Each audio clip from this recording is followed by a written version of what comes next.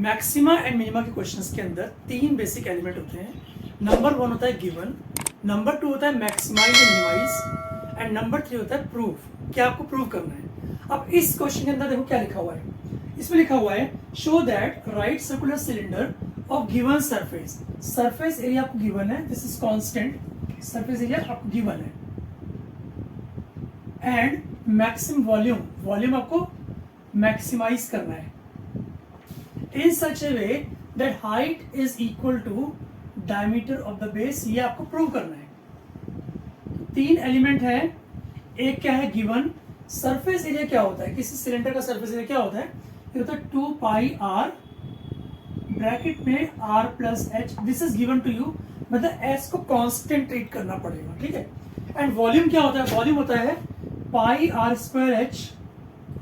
इस फंक्शन को मैक्सिमाइज करना है और मैक्सिमाइज करते करते लास्ट में जो हाइट है वो डायमीटर के इक्वल अपने आप आ जाएगी। देखो कैसे, पहले वॉल्यूम, जिस फंक्शन को मैक्सिमाइज या मिनिमाइज करना होता है उसे लिख देते हैं एक बार। v is equal to pi r square H.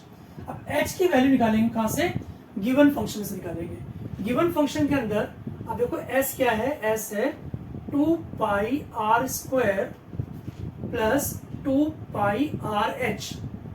हम लिख सकते हैं s minus 2 pi r square is equal to 2 pi r h.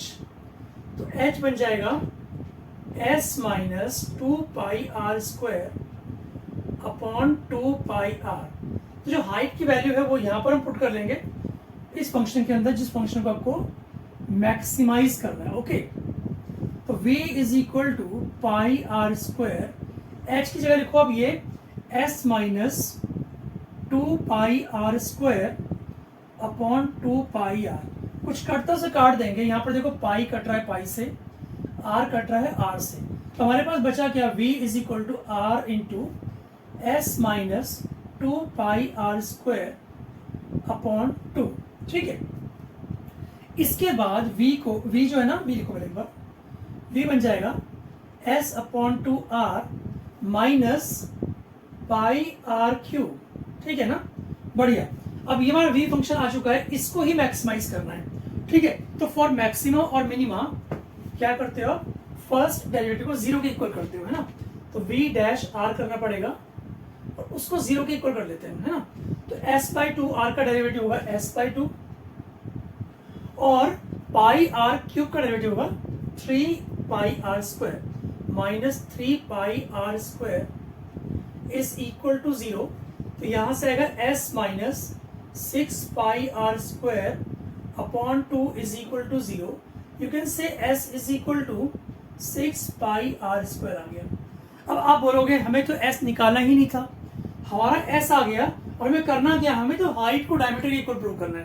तो कुछ चिंता की जरूरत नहीं है, जहां पर s है ना, s जो आपको दिया हुआ है वहां पर 6 पाई आर स्क्वायर पुट कर लोगे आप लोग। तो s की जगह लिखो 6 pi r square is equal to 2 pi r bracket में r plus H.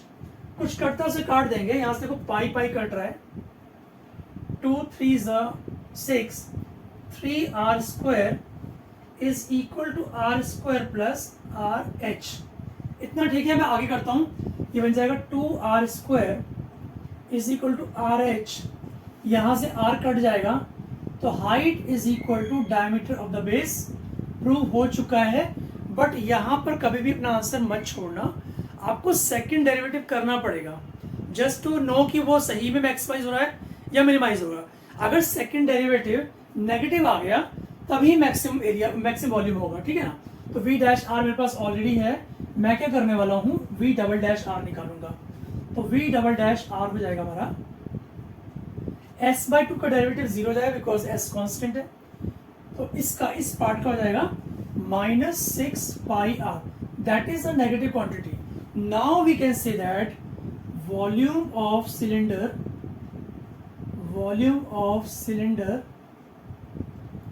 is maximum when height is equal to diameter of the base। इस तरह से हमारा आंसर यहां पर कंप्लीट होता है। इस क्वेश्चन में किसी भी स्टेप में आपको डाउट हो तो आप कमेंट सेक्शन में कमेंट करके पूछ सकते हैं। Thank you.